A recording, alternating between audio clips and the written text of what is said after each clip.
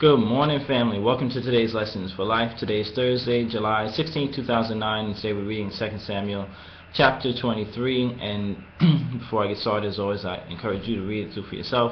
See what you get from it. Email us and we'll put it on the blog. But we see it says these are the last words of David, and it tells really a little bit of recount of certain things that happened and the men that he's had around him.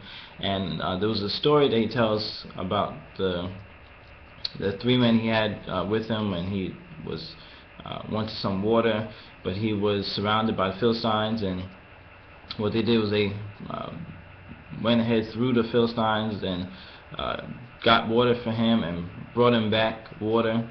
And what he did was he didn't drink it. He just poured it out before the Lord, because he said, you know, their blood was on the line, their lives were on the line really for him to get his water. So he poured it out. Now, as I was reading it, I was saying, well, wow, that's kind of, you know, well, at least they got you the water. And, you know, honestly, was that right what David did, of pouring out the water and not drinking it? I would say, I don't know.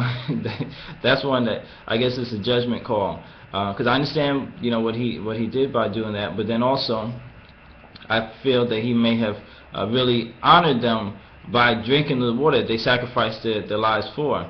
So was that right? I'm not sure if it was right or wrong, or you know, which one was the more appropriate response at that time. But there is a lesson I believe that we can learn from even just reading that portion of the chapter. And the lesson I would get is that we need to value the sacrifices that others have made, whether it's for our behalf or for, you know, something else, some other cause or whatever. But put a value on, well, really respect and honor the sacrifices that others have made. I guess especially when it's in regards to yourself, because you know you have certain people who may help you, may do things for you, and you know we've had many people who've helped us. You know, even recently with the birth of our latest son, and we need to really value that they made sacrifices for that to happen for us.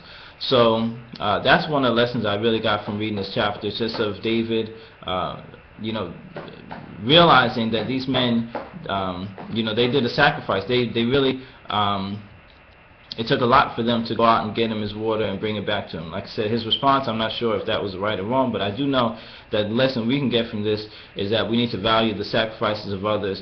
And that's just one example for us personally. And then also, you know, you can probably pull up many different examples. I can think of others in my mind too, but that's the main lesson I want to share from this.